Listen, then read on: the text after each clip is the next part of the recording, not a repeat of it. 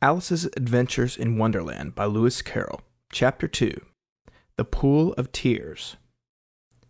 "Curiouser and curiouser," cried Alice. She was so much surprised that for the moment she quite forgot how to speak good English. "Now I'm opening out like the largest telescope that ever was. Goodbye, feet." For when she looked down at her feet, they seemed to be almost out of sight. They were getting so far off. "Oh, my poor little feet. I wonder who will put on your shoes and stockings for you now, dears. I'm sure I shan't be able to. I shall be a great deal too far off to trouble myself about you. You must manage the best you can, but I must be kind to them," thought Alice, "or perhaps they won't walk the way I want to go. Let me see, I'll give them a new pair of boots every Christmas." And she went on planning to herself how she should manage it. They must go by carrier, she thought, and how funny I'll seem sending presents to one's own feet, and how odd the directions will look. Alice's right foot, Esquire. Hearthrug near the fender with Alice's love.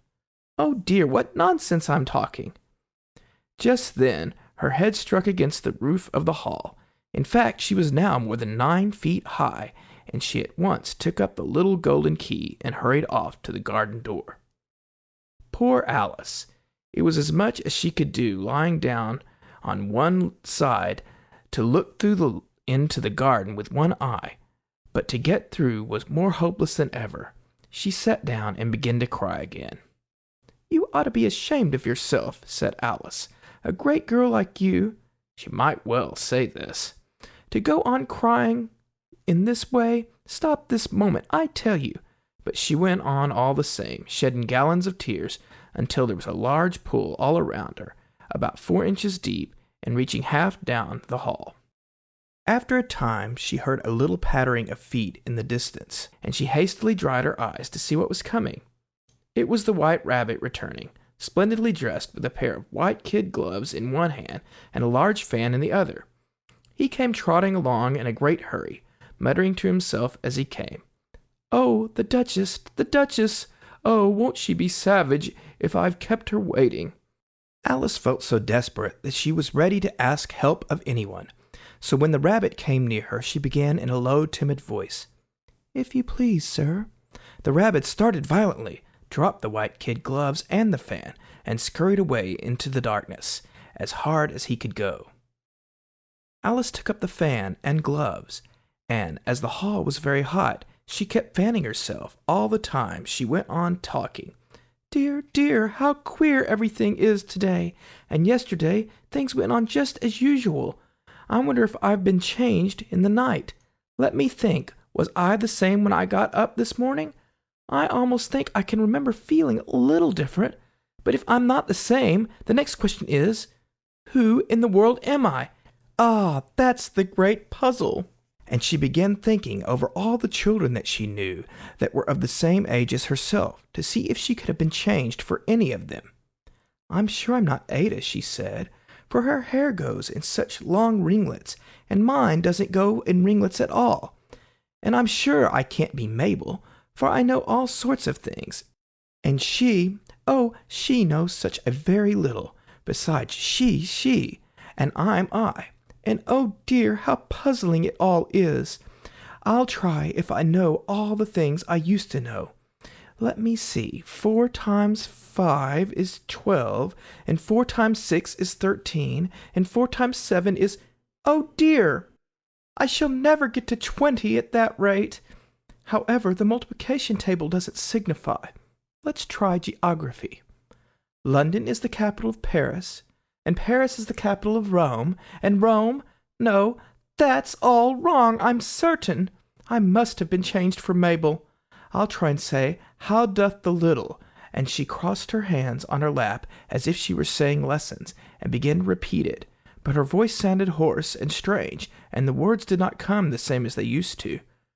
"How doth the little crocodile improve his shining tail, and pour the waters of the Nile on every golden scale? How cheerfully he seems to grin, how neatly spread his claws, and welcome little fishes in with gently smiling jaws." "I'm sure those are not the right words," said poor Alice, and her eyes filled with tears again as she went on. I must be Mabel after all, and I shall have to go and live in that poky little house, and have next to no toys to play with, and oh, ever so many lessons to learn. No, I've made up my mind about it. If I'm Mabel, I'll stay down here. It'll be no use their putting their heads down and saying, 'Come up again, dear.' I shall only look up and say, 'Who am I then? Tell me that first, and then, if I like being that person, I'll come up. If not, I'll stay down here till I'm somebody else.' But oh dear," cried Alice, with a sudden burst of tears, "I do wish they would put their heads down. I am so very tired of being all alone here."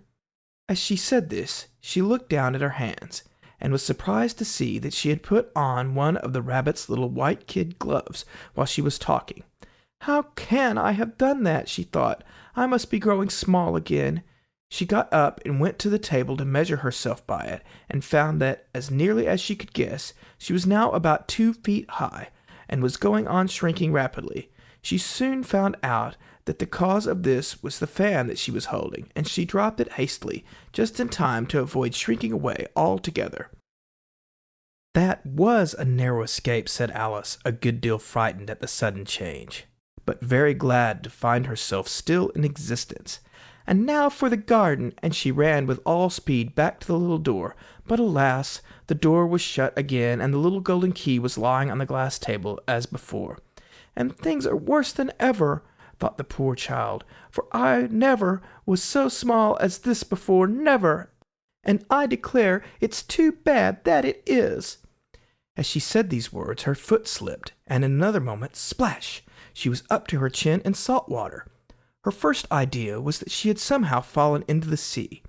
"And in that case I can go back by railway," she said to herself. Alice had been to the seaside once in her life, and had come to the general conclusion that wherever you go on the English coast, you find a number of bathing machines in the sea, some children digging in the sand with wooden spades, then a row of lodging houses, and behind them a railway station. However, she soon made out that she was in a pool of tears, which she had wept when she was 9 feet high. "I wish I hadn't cried so much," said Alice, as she swam about, trying to find her way out. "I shall be punished for it now, I suppose, by being drowned in my own tears. That will be a queer thing, to be sure. However, everything is queer today." Just then she heard something splash about in the pool a little way off, and she swam nearer to make out what it was. At first she thought it must be a walrus or hippopotamus, but then she remembered how small she was now, and she soon made out that it was only a mouse that had slipped in like herself. "Would it be of any use now," thought Alice, "to speak to this mouse? Everything is so out of the way down here that I should think very likely it can talk. At any rate, there's no harm in trying." So she began, "Oh, Mouse, do you know the way out of this pool? I am very tired of swimming about here. Oh, Mouse." Alice thought this must be the right way of speaking to a mouse. She had never done such a thing before, but she remembered having seen her brother's Latin grammar, a mouse of a mouse, to a mouse, oh mouse. The mouse looked at her rather inquisitively, and seemed to her to wink with one of its little eyes, but it said nothing. "Perhaps it doesn't understand English," thought Alice. "I dare say it's a French mouse, come over with William the Conqueror." With all her knowledge of history, Alice had no clear notion how long ago anything had happened. So she began again, "Où est mon chat?" which was the first sentence in her French lesson book. The mouse gave a sudden leap out of the water, and seemed to quiver all over with fright. "Oh, I beg your pardon," cried Alice hastily, afraid that she had hurt the poor animal's feelings. "I quite forgot you don't like cats." "Not like cats?" cried the mouse in a shrill, passionate voice. "Would you like cats if you were me?" "Well, perhaps not," said Alice in a soothing tone. "Don't be angry about it. And yet I wish I could show you our cat, Dinah. I think you'd take a fancy to cats if you could only see her. She's such a dear, quiet thing," Alice went on half to herself, as she swam lazily about in the pool. and she sits purring so nicely by the fire, licking her paws and washing her face, and she is such a nice soft thing to nurse, and she's such a capital one for catching mice. Oh, I beg your pardon, cried Alice again, for this time the mouse was bristling all over, and she felt certain it must be really offended. We won't talk about her any more, if you'd rather not. We, indeed, cried the mouse, who was trembling down to the end of his tail. As if I would talk on such a subject. Our family always hated cats. Nasty, low, vulgar things. Don't let me hear the name again.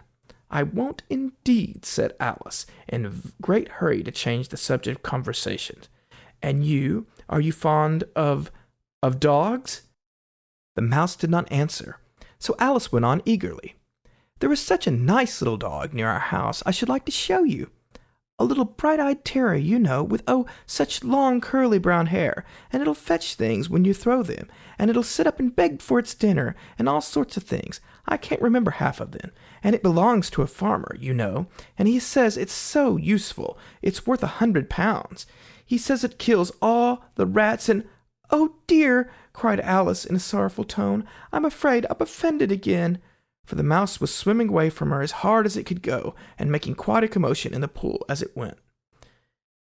So she called softly after it, "Mouse dear, do come back again, and I won't talk about cats, or dogs either, if you don't like them." When the mouse heard this, it turned round and swam slowly back to her. Its face was quite pale, with passion, Alice thought, and it said in a low, trembling voice, "Let us get to the shore, and then I'll tell you my history, and you'll understand why it is that I hate cats and dogs." It was high time to go, for the pool was getting quite crowded with birds and animals that had fallen into it. There was a duck and a dodo, a lory and an eaglet, and several other curious creatures. Alice led the way, and the whole party swam to the shore. End of chapter 2.